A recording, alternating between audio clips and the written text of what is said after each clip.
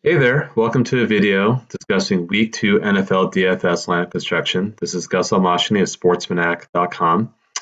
And if you did check in last week, we did pretty well. We had Tom Brady and Rob Gronkowski. They connected and put up some pretty decent numbers. We did have Alvin Kamara who went off. We also had AJ Green. He got a touchdown. John Ross got his first NFL touchdown. Defensively, I can't remember who we had, but it wasn't Pittsburgh Steelers defense. They did all right. James Conner was a nice cheap option. I mean, of course, he was very chalky, given that Le'Veon Bell is still holding out due to a contract dispute with the Pittsburgh Steelers. But we're hoping we'll do better this week. So let's look at the lines. That's usually a great place to get started. We really kind of figure out implied point totals. So we do see the highest over-unders belong to Kansas City at Pittsburgh. Second highest, not a surprise, Cleveland at New Orleans. The TriStar Cisco is also pretty high. We do like some Niners players, so we'll talk about that in a few minutes. If we do look at some of the high point spreads, like the Chargers favored by 7.5 over Buffalo, of course, Saints favored by 9.5 over Cleveland. Another high one would be the Rams favored by 13 over Arizona. The reason why we bring that up is that usually you're going to want to go with the top-notch running back for those kind of games. And if you think about it, you got Todd Gurley at the Rams, you've got Melvin Gordon for the Chargers, you've got Alvin Kamara with the Saints with no Mark Ingram, so Kamara will be getting a lot of touches for sure. And the logic is that if you are going to win by a lot of points and cover the point spread, you build a big lead early, you're going to sit on the ball, you're going to run it. That means more touches for those top-notch running backs. On the flip side, if you're a heavy underdog like Cleveland at New Orleans, but you've got a pretty good passing game, Tyrod Taylor and Jarvis Landry, and we just got word that Josh Gordon won't play, so we'll have to find another option for Cleveland. You'll be playing from behind, right? That's the logic, and so that you're going to be throwing the ball a lot. Of course, we saw Ryan Fitzpatrick completely carved up the Saints in New Orleans last week, so maybe lightning will strike twice. We'll see. So let's actually get to the players we like. So here are the two lineups. The left is DraftKings, the right is FanDuel. And we see that Tyrod Taylor is a quarterback we're going to roll with. And we like pairing with Jarvis Landry. Jarvis Landry had about 15 targets. The guy's a PPR machine. With no Josh Gordon, that means he'll be getting more looks, going against a pretty bad defense. Antonio Brown is interesting with no Le'Veon Bell. He'll be getting a lot more attention. Kareem Hunt's also interesting given the high over-under. You can also go Tyreek Hill if you like. Of course, we talked about Gordon and Gurley. Gurley is not shown here, but we'll show him in another lineup later in this video.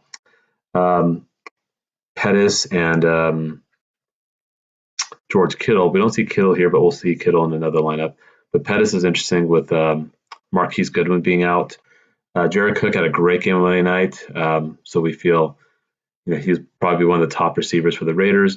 Rams defense, given the lowest implied point total, belongs to Arizona. It's a low over-under of 44.5 or low compared to the other games. If you do the math, it looks like Arizona's only expected to score somewhere in the teens, so I think that could work well for us. Dalvin Cook, we see him here. Carlos Hyde is interesting. The guy had a pretty good season for the 49ers last year. Interestingly, you got these three new guys, Taylor, Landry, and Hyde, all coming to Cleveland. So it kind of leads me to the next slide. Who would go to Cleveland? Unless if, I don't know, there's something special going on in Cleveland, like if you're going to go to Canton, Ohio to see the Hall of Fame or your favorite players getting inducted, or maybe you're a Republican or Trump supporter, you want to go to the National Convention a couple of years ago. I'm not trying to get too political here. But who would want to go to Cleveland? It's not really the most exciting city. But we have these three young men, Tyrod Taylor, of course, Jarvis Landry, and Carlos Hyde. Three very talented offensive players all coming together. So something seems to be going on here in Cleveland. They obviously didn't win, but they didn't lose. Don't think I see them winning in New Orleans. I think New Orleans is going to be pretty upset and pretty hungry about getting upset to the Tampa Bay Buccaneers. But, Cleveland could very well still put up a lot of points. It could be another track meet. Now, if we look at Taylor, off to the right, we have some sort of regression, polynomial regression, comparing DraftKings fantasy points, mind you, with the game spread. This was for Buffalo last year. And we see that with Tyrod Taylor in blue, and they were underdogs often. But, given that they're pretty much a double-digit underdog, we see that he kind of flatlines or hits his highest point, getting close to 20 fantasy points. Given he's one of the cheaper options on both DraftKings and FanDuel, that's good value. Usually you're looking for 3 to 4x value in either of those formats. That could work really well for us. If you look at some of the stats, I mean, it's not a bad player. He was able to crack 3,000 passing yards for a couple seasons in Buffalo. Doesn't really turn over the ball much. So 6 interceptions, 6, 4, 20 touchdowns, 17, 14. But does a lot on the ground too. I mean, he had about 500 rushing yards, 4 or 5 touchdowns. So, if you think about him getting maybe 40, 50 rushing yards, a touchdown is at least 10 points, 300 plus yards, a couple of passing touchdowns. You're now looking at a 20 to 30 point day for someone that's only going to cost you about $6,500 on either DraftKings or FanDuel. So I think this is a good option for us. And if you pair him with, we'll pair him with Carlos Hyde and, of course, Jarvis Landry. But let's talk about Hyde. So Carlos Hyde, will get a lot of touches. We'll get 20 plus touches for this team. Good value. We do see that the 49ers last year, there were some games where he would crack 20 DraftKings fantasy points, which would yield about 4 DraftKings points per $1,000 of DraftKings salary. That's really, really good, given that he's one of the cheaper options. Of course, you could pay it for the top running backs like Gurley, Kamara, Gordon, which we'll talk about later. Those guys could totally blow up and give you 30, 40 points. But they could also give you about 20 points. And Hyde's also going to get you 20 points for way cheaper. Again, we're talking about good value. Again, playing in an environment that's going to be great for scoring. Then we got Landry here. Landry had a lot of targets, and the guy is a PPR machine, as we know. Was incredible for Miami. A couple of seasons, at least 160 targets. So you're talking about 10 targets per game. That's really good. The guy stays healthy. Doesn't put up a lot of yards, but again, he's getting those receptions. So this is great for a DraftKings format where you're getting a point per reception. Even FanDuel, you're getting a half point per reception. You get some touchdowns. That definitely helps move the chains with a couple seasons with 60 first downs. Off to a pretty nice start so far this season. Seems like it would be a trusted weapon for Tyrod Taylor. And if you look at the proportion of fantasy points when he was on the Dolphins, he was getting sometimes about 40% of the fantasy points for the wide receiver and tight end group for the Dolphins. So he's a heavily used receiver. So again, we like the stack, a Cleveland stack: Tyrod Taylor, Carlos Hyde, and Tyrod Taylor. Sorry, and Jarvis Landry.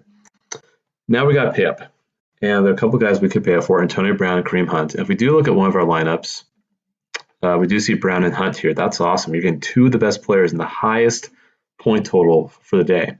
And highest by 4.5 points compared to the New Orleans Cleveland game, right? So we're already talking about the 2 highest point totals we're putting in our lineups.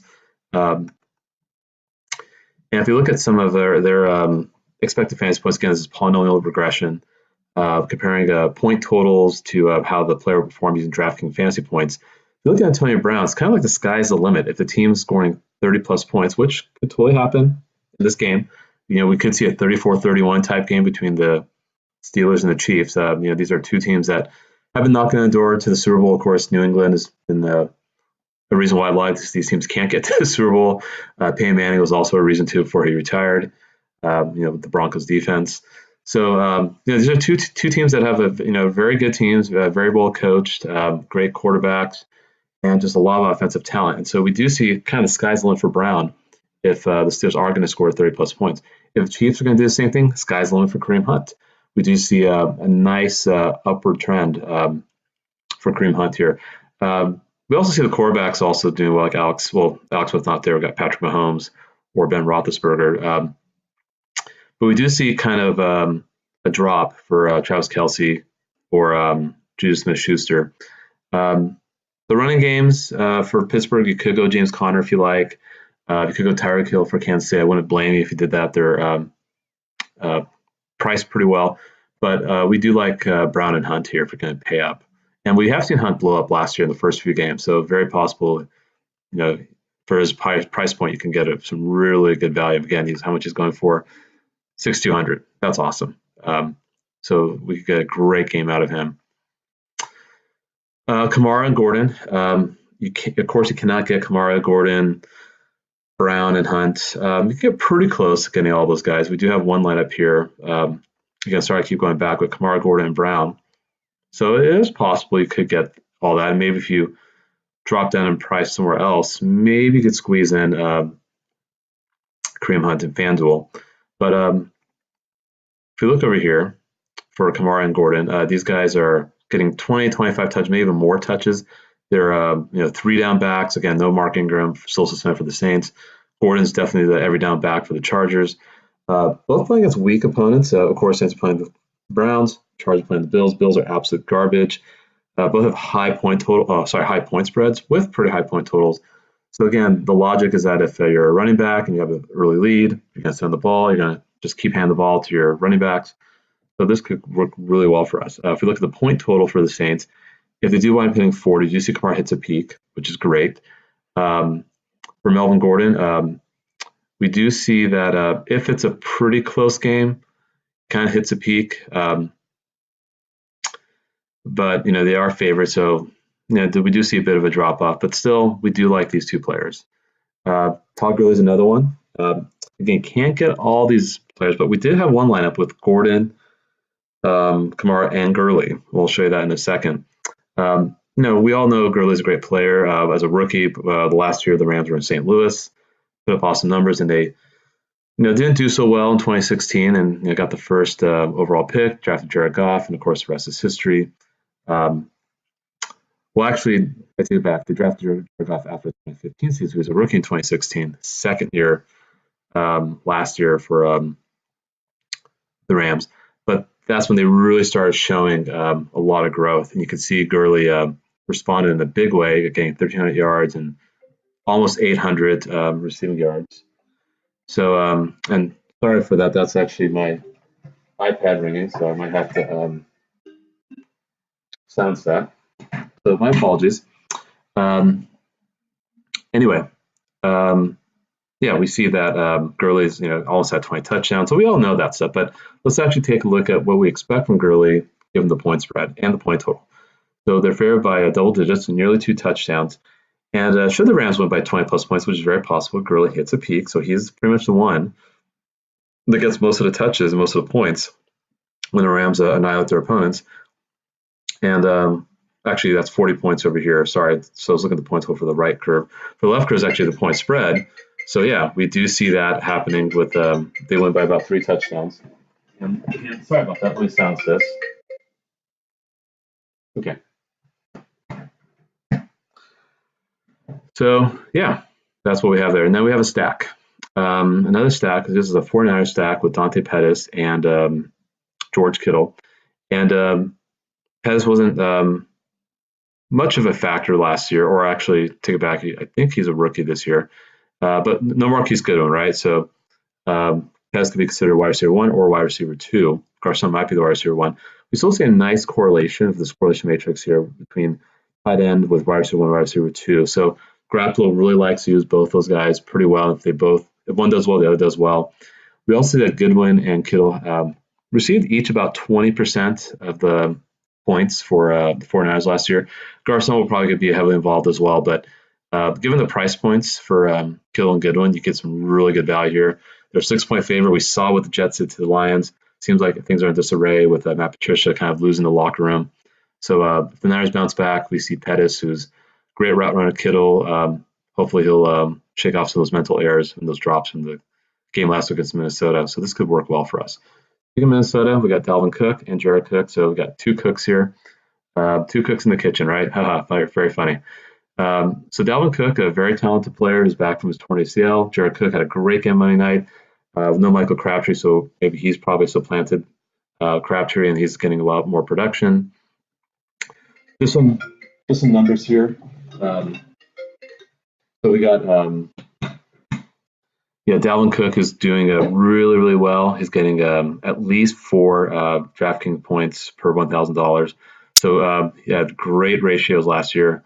Jared Cook, also very possible getting more than 4 DraftKings points per $1,000, and definitely hit that last night. Or sorry, last week on Monday Night Football. So Dalvin Cook, he had an okay game, kind of lukewarm, but maybe at Green Bay, we might see a better game from him. So two more winning lineups. So we got Tyrod Taylor, we got Alvin Kamara, and Gurley. But look on the right, we're able to put those two running backs with Melvin Gordon. We did have to pay down at receiver, but hey, Kenny Stills had a great game last week against Tennessee. And if we look back over here for Jarvis Landry, Stills was actually the second, most popular receiver for Miami in terms of fantasy points. So, yeah, Stills is now no more Landry. So we like Stills. Pettis we have here. We do have Pettis and Kittle off to the left. Still got Jared Cook. We did have to save a little money. We were over $100. So when we replaced, we threw Gurley in there and with Gordon, we're over 100. So we did have to save a little money. So we had to drop from the Rams to the Chargers. Still not bad, given how bad the Bills' offense is with Josh Allen starting. And of course, we have Antonio Brown off there to the left. So a lot of ways you can kind of mix and match, but definitely we're going to pay up for some players, but the base is going to be a Cleveland stack, so you can pay up for those players like Kamara, Gurley, and Gordon, or Antonio Brown, or Kareem Hunt. You can mix and match and try a lot of different lineups. We're going for some of the best defenses that we can against really weak offenses. Arizona, Buffalo, both Josh Allen, Josh Rosen, terrible. They're not going to do very well. You don't really have to pay too high for tight end. I think Jared Cook is great value. And of course, we do like a cheap option, a sleeper Dante Pettis, no Marquise Goodwin. So, we wish you guys luck, and hopefully we'll make some money, and we'll check in next week. Goodbye.